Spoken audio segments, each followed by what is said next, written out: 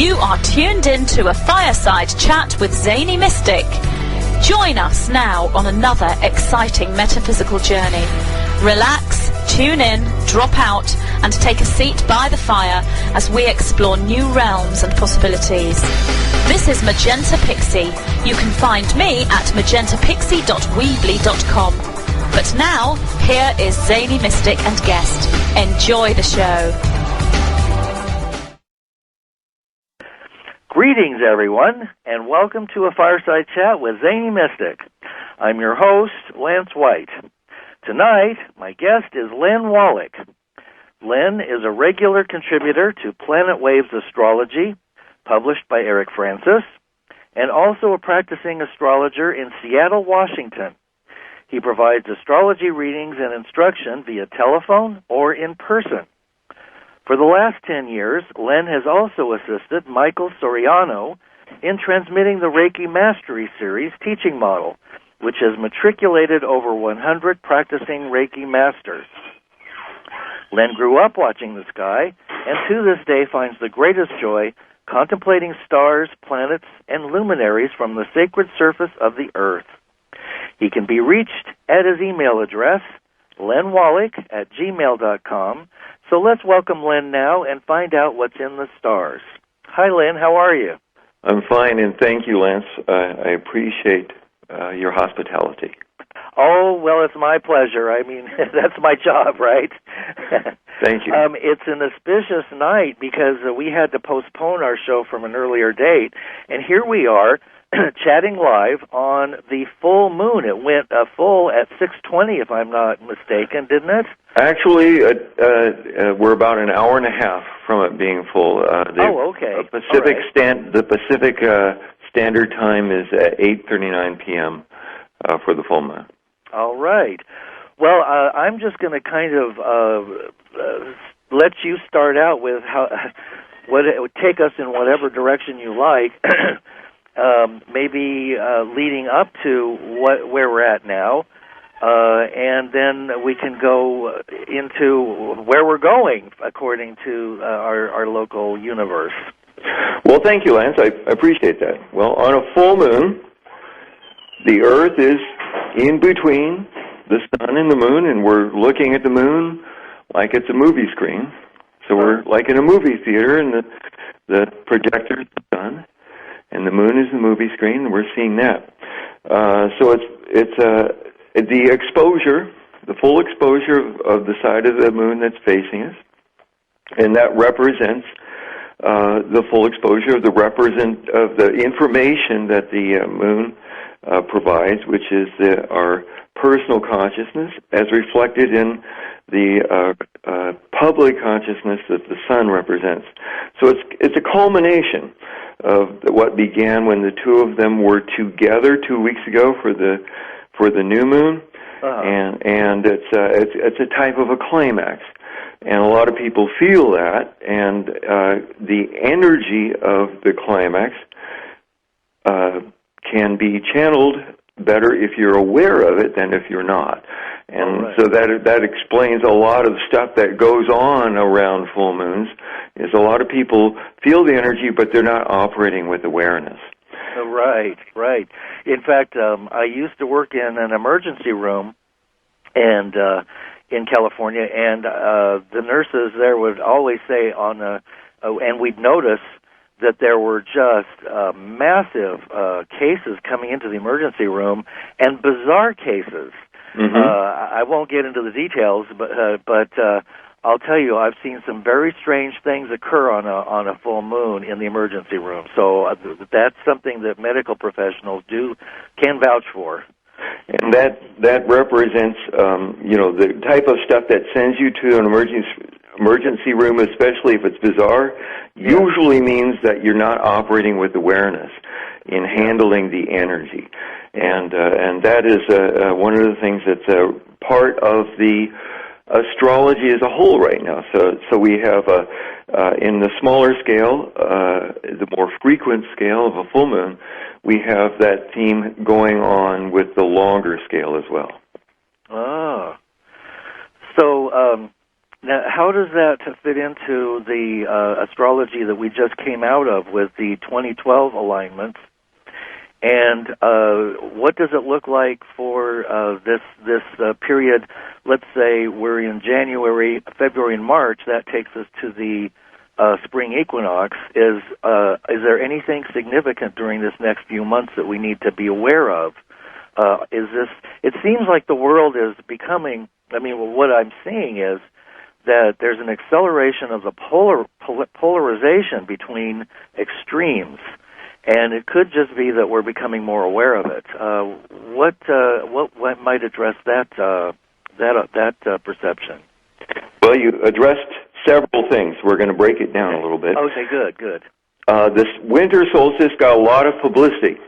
Yeah. And the big question after the winter solstice, and when I say winter solstice, I mean for the northern hemisphere, for people down in Australia, New Zealand, southern hemisphere, it's the summer solstice, of course. So let's call it the Capricorn solstice instead. Okay. It's only the winter solstice on the northern hemisphere. It's summer solstice for people down under. So if anybody's listening down under, we're giving you equal time. So the question is, what? Because there was a lot of buildup, a lot of publicity, a lot of rumor, and of course the media and the entertainment industry took advantage of all that. You still there? Yes. Your line seems to be a little rough for some reason. Okay, well, let me get myself a little closer to the connection. But the question now is, and what did happen was awareness, and that's the word that you just used. And awareness is a subtle thing, but when you compare it to not being aware, it's important, because when you're aware of something, then that to take responsibility, or at least face the choice of whether or not responsibility. And if you are facing the choice of whether or not to take responsibility, that puts you in a position of acting in integrity or not. And that's the kind of the polar situation that you were describing. Awareness, it begins with awareness, and then you have the polar situation. Take responsibility or not. Okay. And then, if you do take responsibility, act with integrity or not. And that really with the solstice is just the awareness. The people who were reached by all of this publicity made aware that there was something big that was supposed to happen, and they got. Okay, so we're back. We have tested the lines, and I think we waved our magic wand, and I predict that we will have a very clear show for the rest of the hour, and I apologize for the inconvenience. So, Len, we were talking about awareness and a lack of awareness, and this is really important stuff, because this is where the consciousness and unconsciousness kick in, and where unconscious behavior can be affected by many things, including the stars, as you know. So let's continue with what you were saying before we had to re-change the lines. Thank you, Lance, and I apologize to you and the audience as well for any inconvenience on the us being cut off. But yes, you mentioned consciousness and unconsciousness. One of the things the sun can represent is consciousness. One of the things the moon can represent is unconsciousness. At a full moon, they are opposed to each other with the earth in between.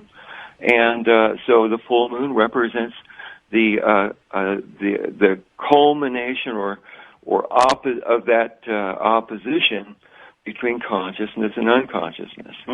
But one of the things that came about as a result of the solstice is it just made people more aware. It made people more aware of the what's going on in the sky, and made people more aware of how we are part of what's going on in the sky. And that is I think a very lasting effect of the solstice. So even though the world didn't end, thank goodness, Right. The odometer did turn over, which is really what the Mayan calendar is all about. When it reaches the end of the cycle, it doesn't mean the end of the world. It just means the odometer is turning over. And right. if that happens with your car, you celebrate a little bit, maybe schedule some maintenance, but it's not the end of your car when the odometer turns over. So that's the lasting effect of the solstice. So what now? A lot of people would say, what now? How do you follow something like that? Well, one follows something like that by building on the awareness and taking responsibility and acting in integrity. It all starts with awareness. In the longer term, the solstice was a subset of a much longer thing that's going on with Uranus and Pluto. Would you like me to touch base on that just a little bit? Yes, because yes, please do.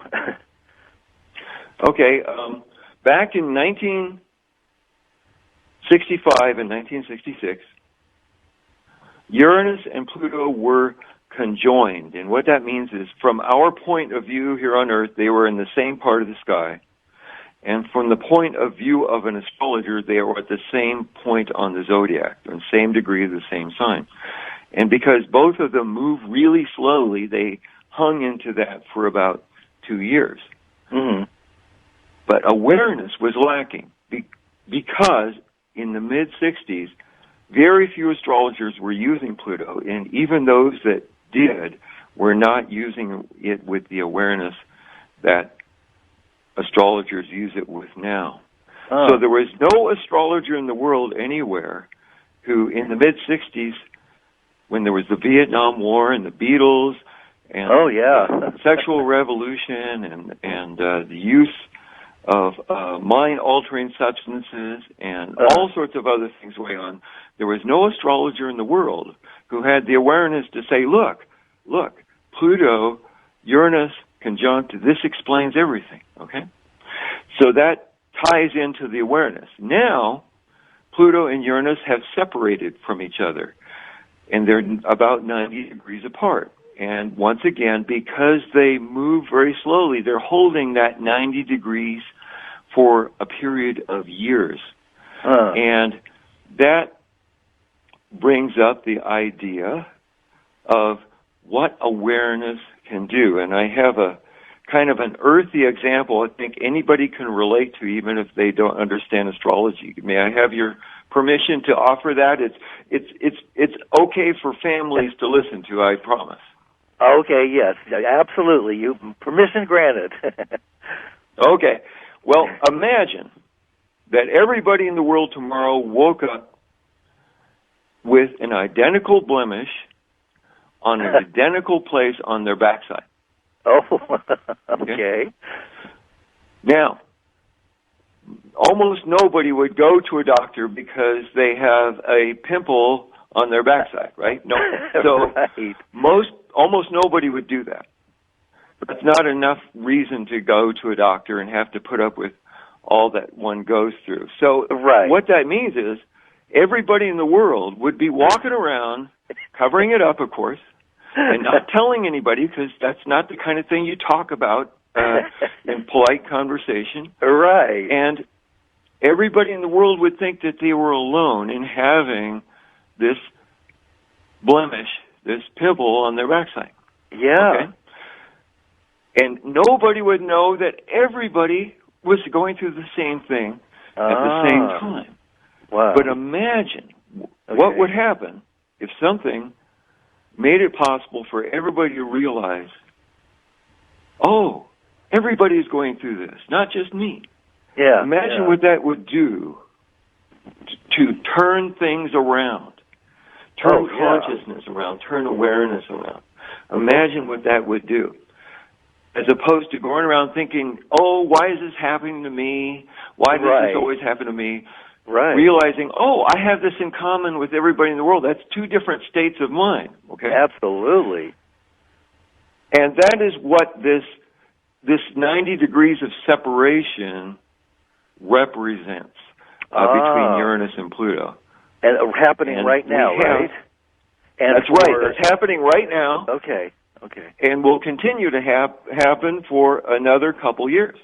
Oh, wonderful. So that's really good news. It is good news if one has awareness. If one doesn't have awareness, then it's and bad news. You got a pimple on your ass. It's a matter of, are we all in the same boat, or is it just happening to me, kind of a thing? Right. That's a big difference. Right. That ties into... I'm sorry? Well, I was wondering if there are any elements that are thrown into this mix that are working on raising awareness. Yes. The solstice was part of that. Okay. What happens at the solstice is the sun appears to change direction.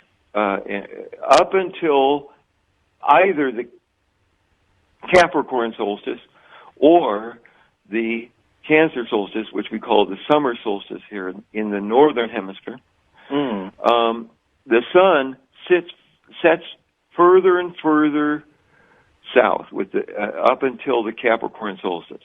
Every night, when you watch the sun goes down, it sets a little further and further south. And then after the Capricorn solstice, all of a sudden it starts to go the other way and change direction, setting further and further north every night.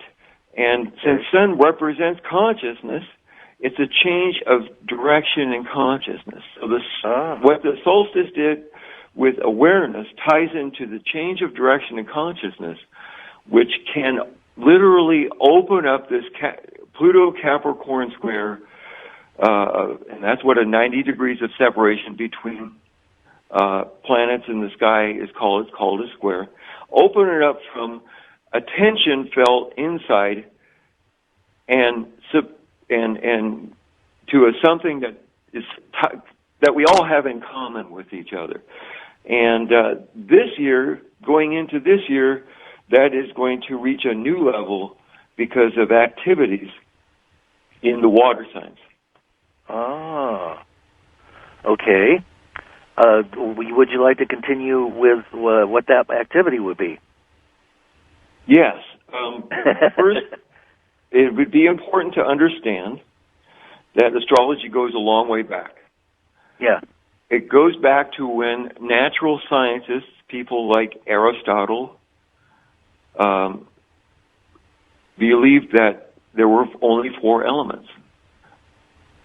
There was fire, there was earth, there was air, and there was water. And a lot of people still refer to those today. And the signs that are on the 12 signs that are used in astrology, most people know their sun sign, where it was when they were born, where the sun was when they were born. The signs are distinguished from each other in part by what element is assigned to that sign. Okay?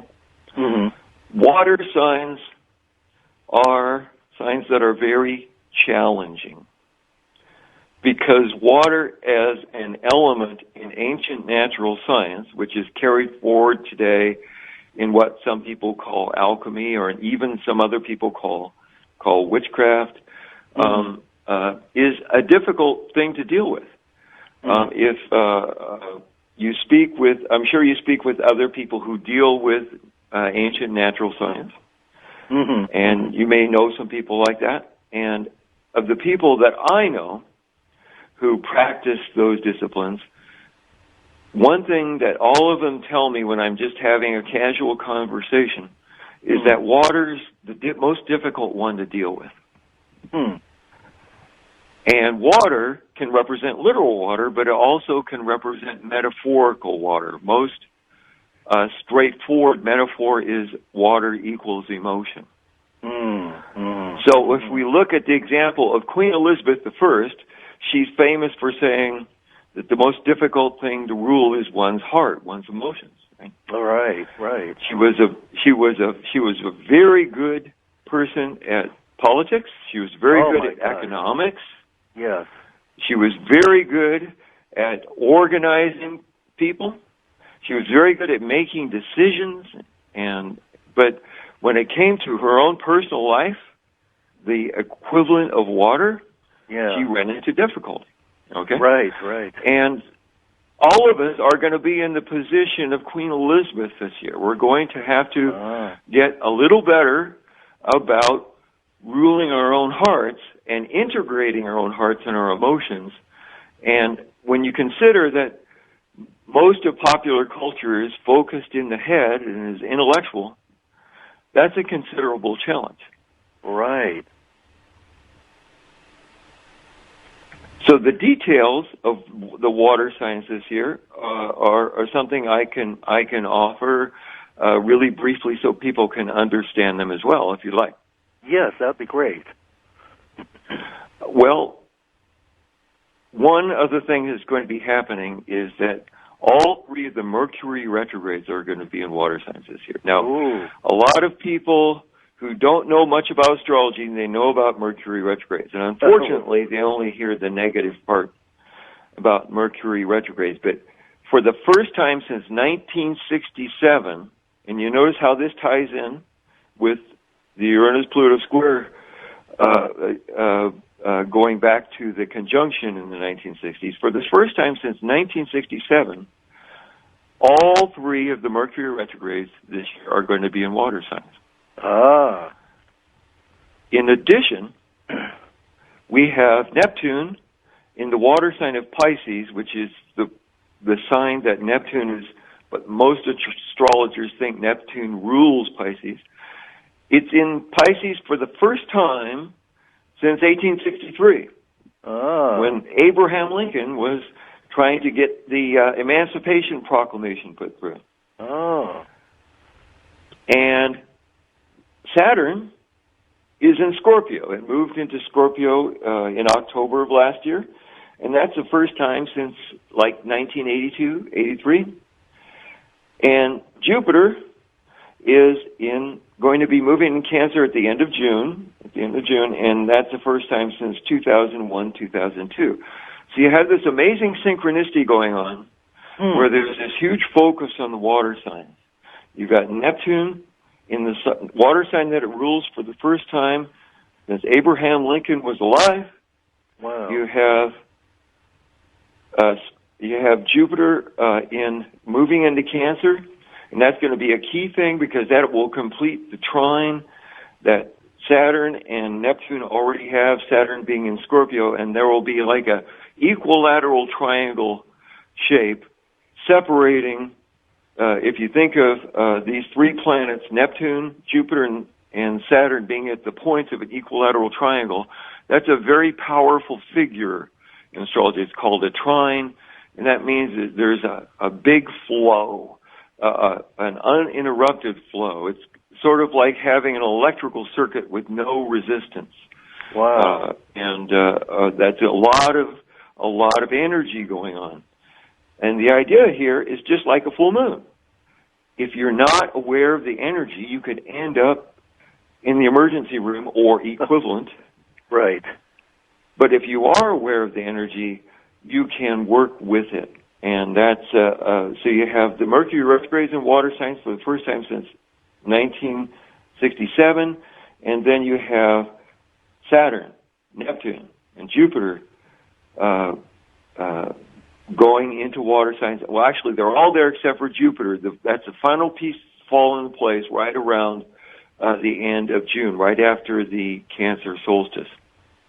So that's going to be a huge emphasis on the ancient element of water and what it represents literally and metaphorically.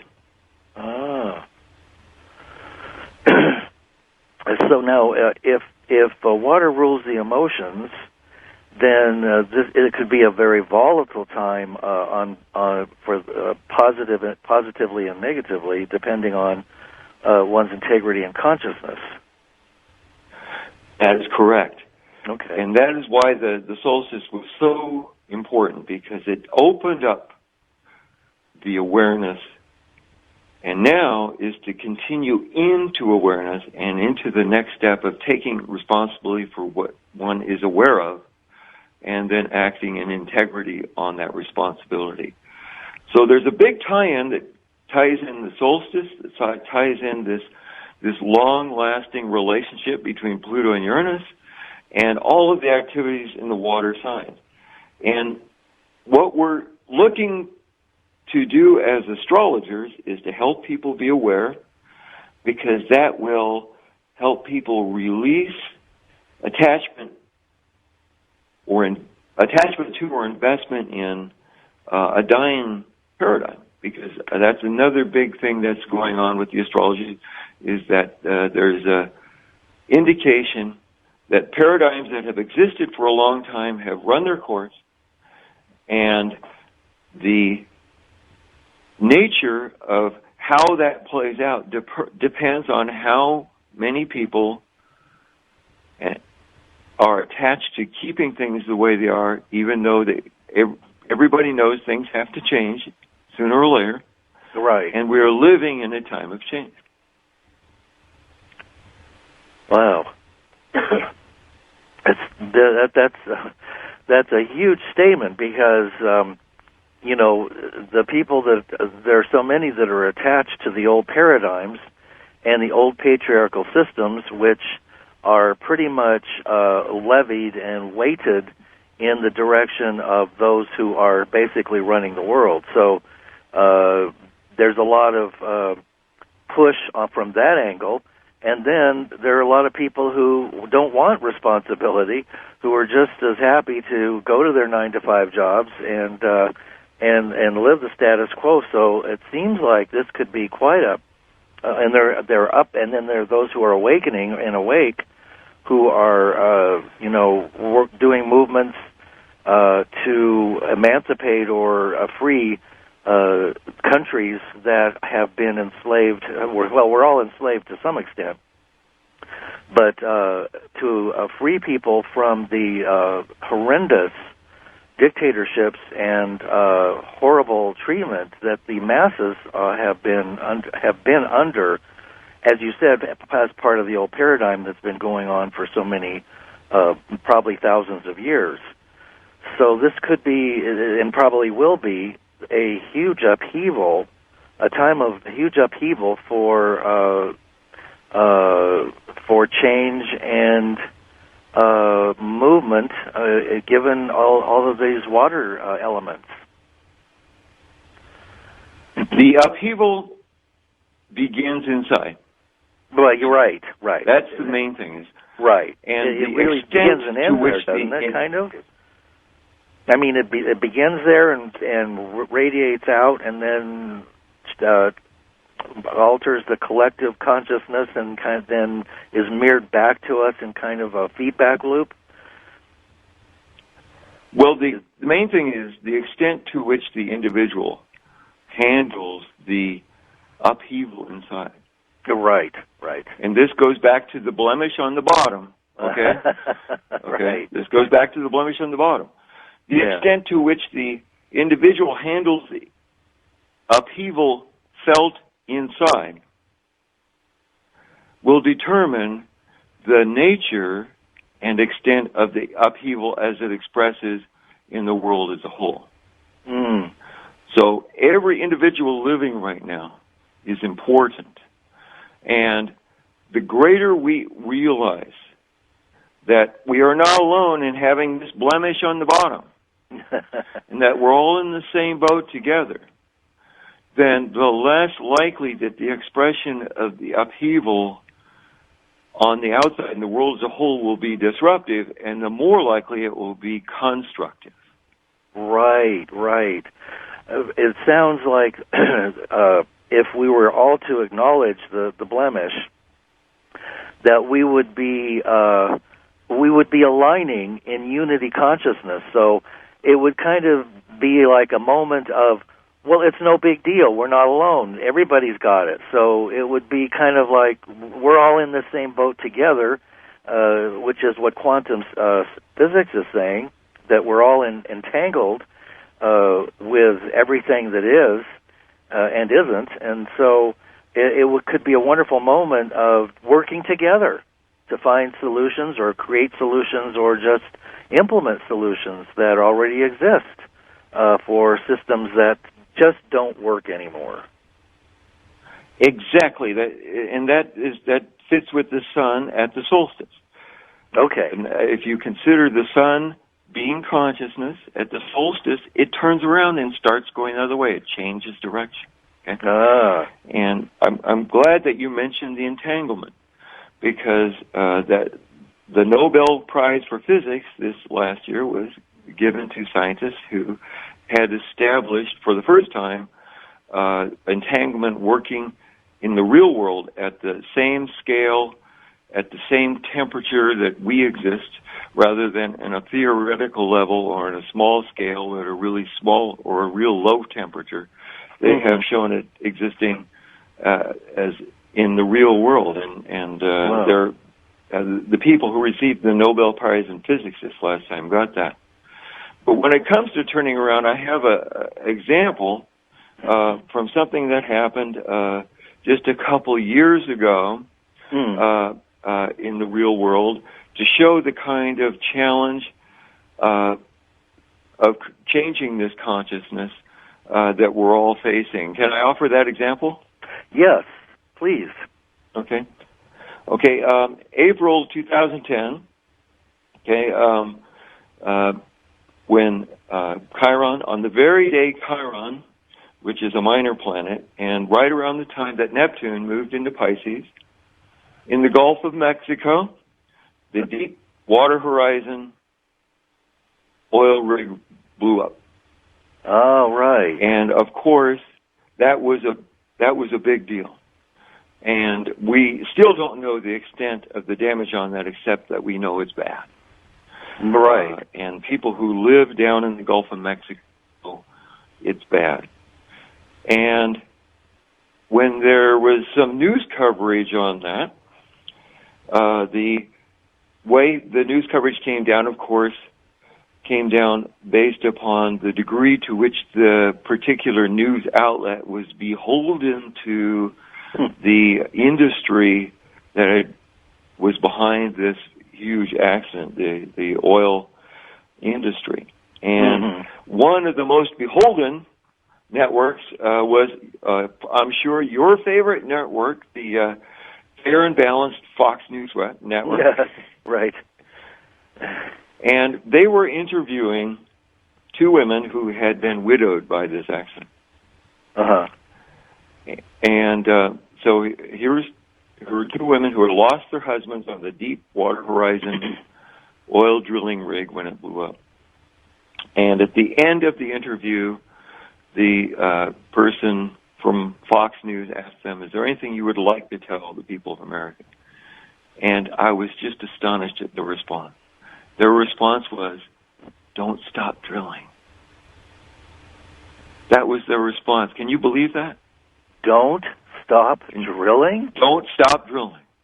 Wow. In other words, they put a greater value on the livelihood and the source of livelihood that the oil industry offered. Wow. Than they did upon the loss of their husbands. And I mean this out of respect to these two women. I don't mean to show disrespect to somebody who loses somebody that they love. But this really illustrates what all of us are facing.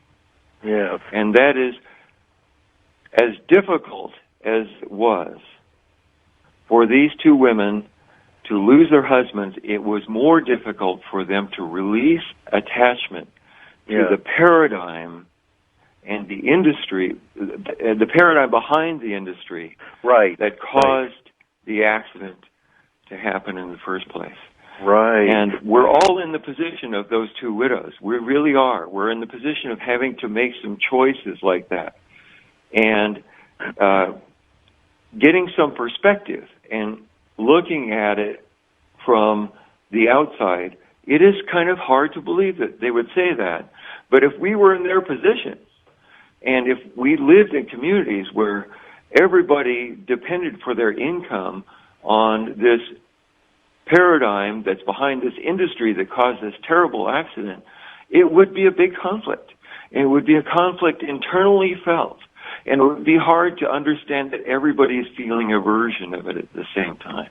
Right. And that is an illustration of where the solstice, where the Uranus-Pluto square comes together. And this year, it's going to become, it's going to be personal, so to speak, because water is personal.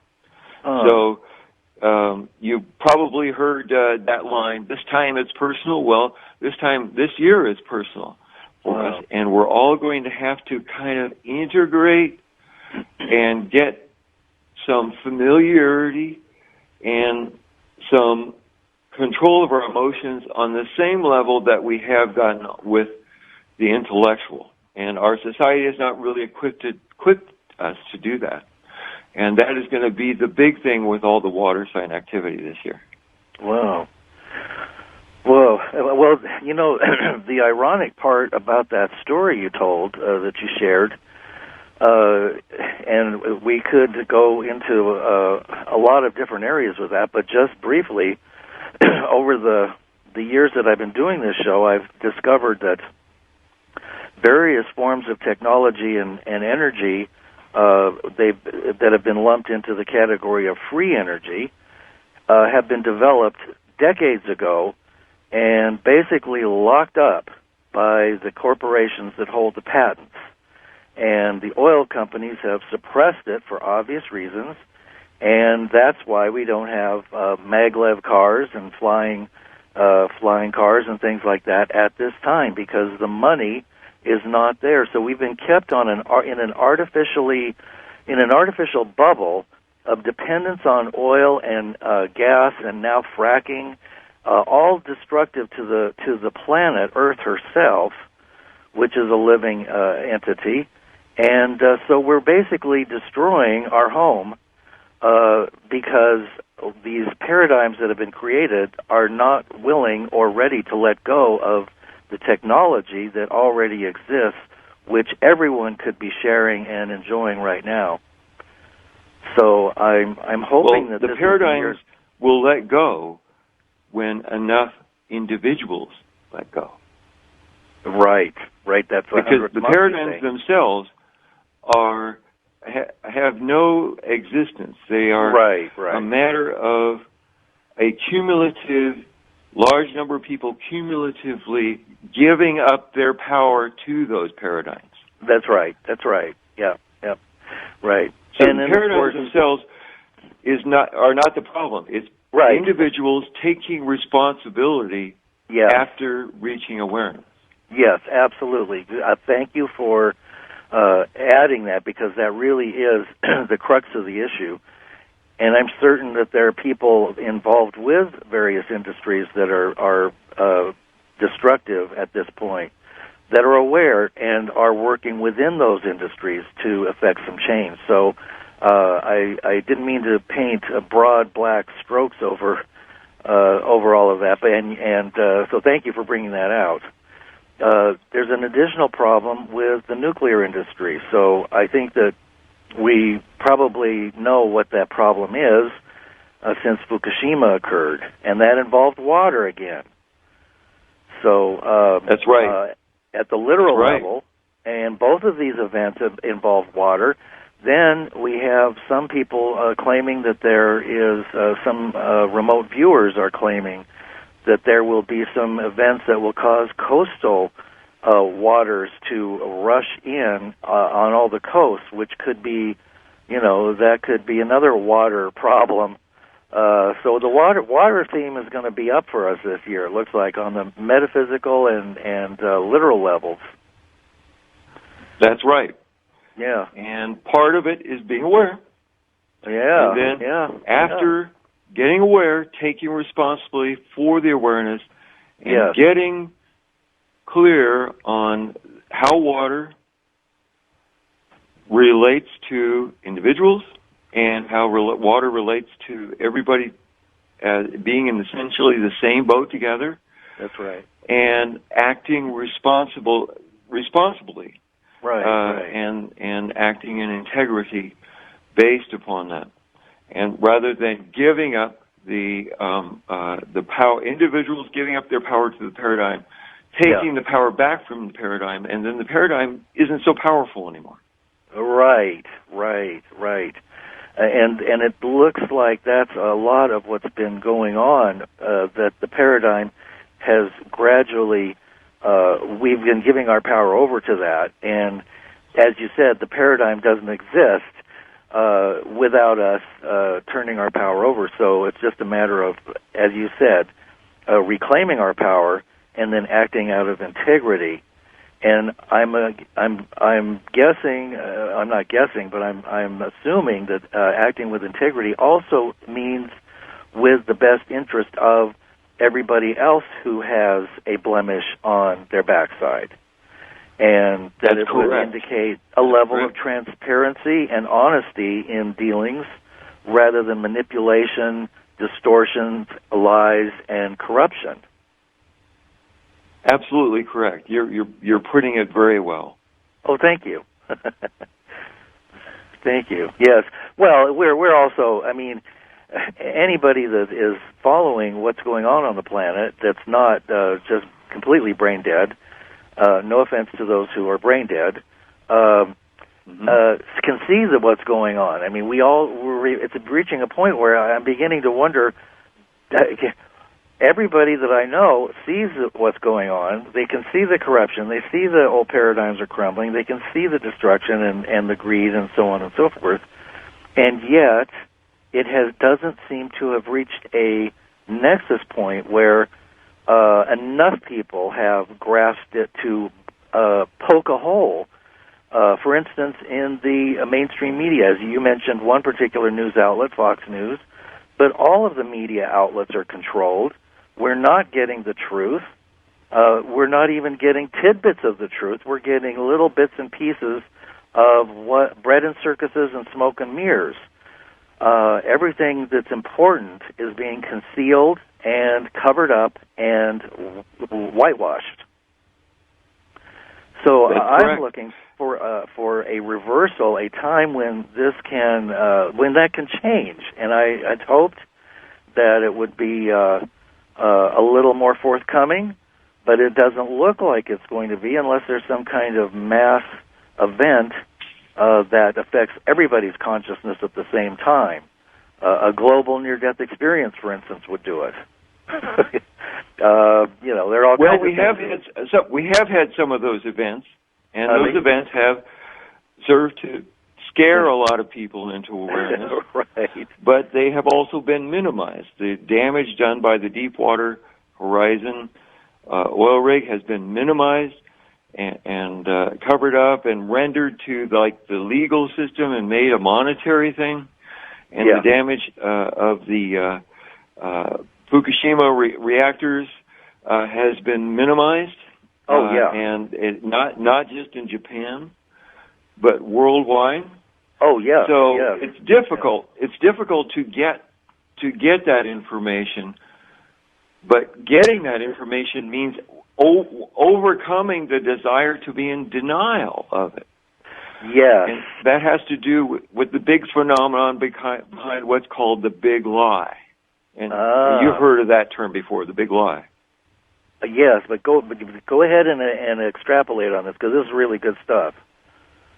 Okay, well, the big lie means a lie that is so big that and so awful that the everybody, no matter who, is tempted to want to deny that it's a lie. Yeah. Because accepting that it's a lie means letting go of some concepts and some perceptions, some comfort zone things that are difficult to let go of. And that's why the established order is able to use the phenomenon, the big lie, and tell a big spanking lie that they shouldn't be able to get away with. Right.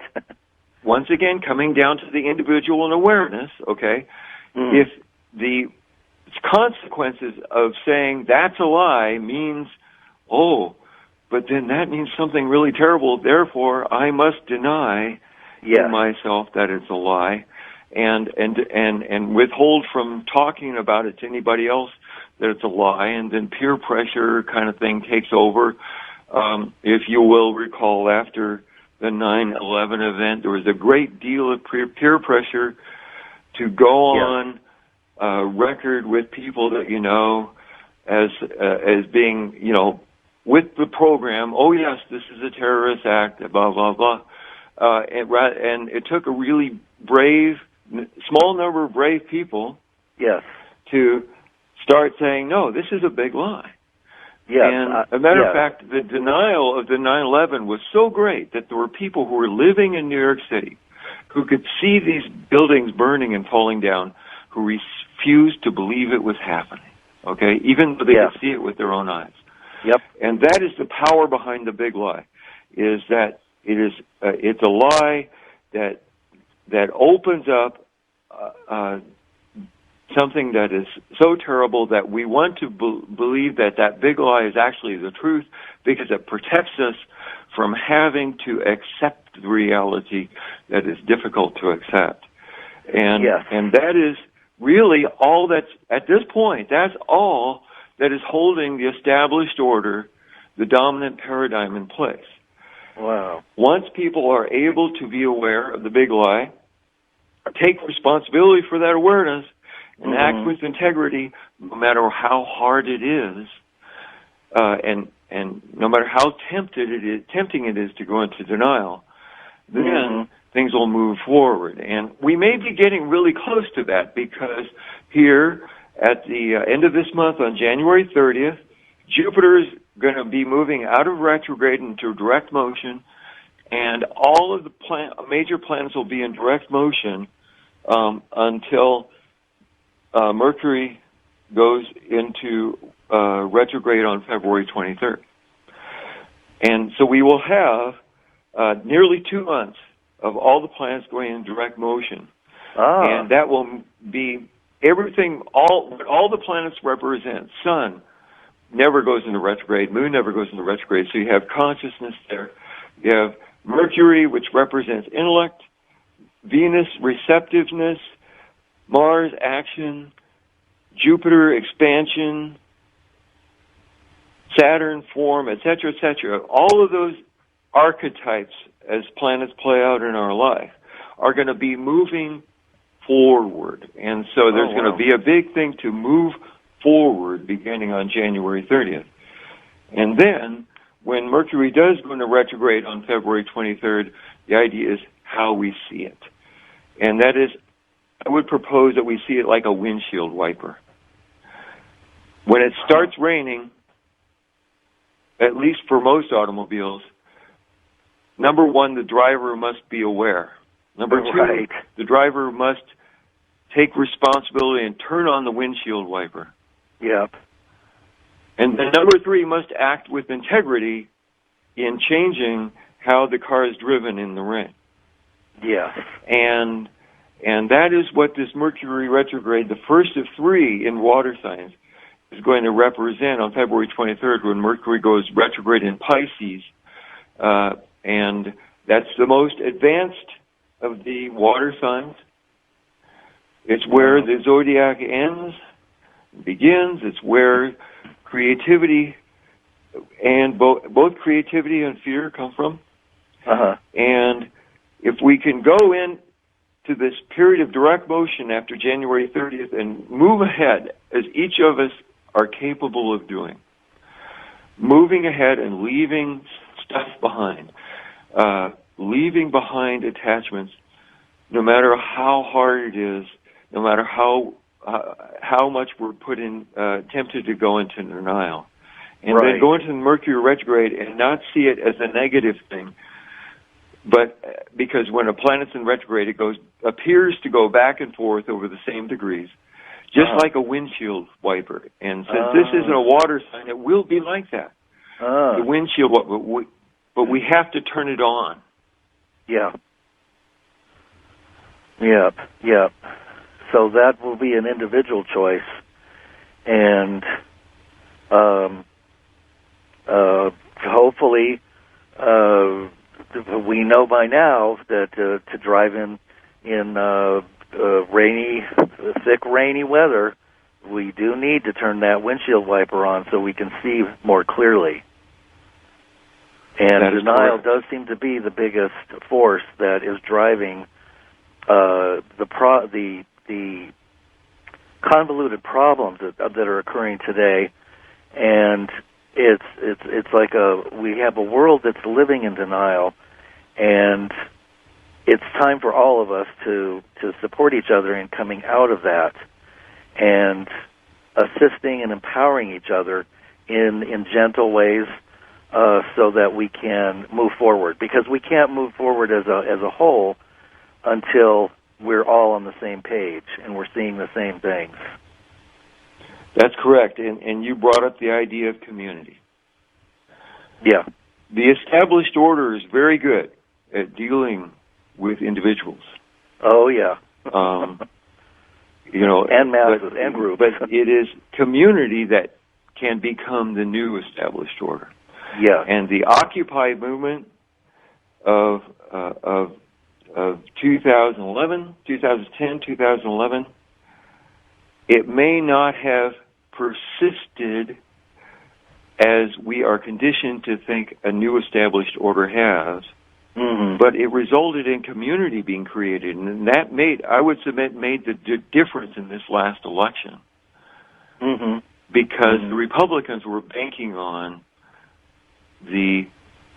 our current president no longer being a novelty, and that the turnout would not be as great in his support. But what they didn't figure on was community that was created during the Occupy movement. And community is where strength is. And community cannot be resisted by the established order, because it becomes stronger, whereas an individual can only be as strong as an individual is. And if an individual is giving you a problem, you just have to wait till he comes into Jerusalem to celebrate Passover, and then you knock him off. But if you have an entire community, you can't follow that kind of a strategy. Right. So what you pointed out is really, really important, and that is people getting together. Yeah. And that begins with realizing that we all have the same blemish on our backside. Yep. And supporting each other with that and finding together a resolution. Yeah. Once we've gotten over the denial, once we've gotten over covering up, once we've gotten over any sort of shame or guilt, getting over all those things and finding what we have in common. Yes. Yes. Yeah, wow, that's really beautifully said. Wow. Thank you, Len. Yeah, you brought up some incredibly powerful visuals and ideas and important themes that need.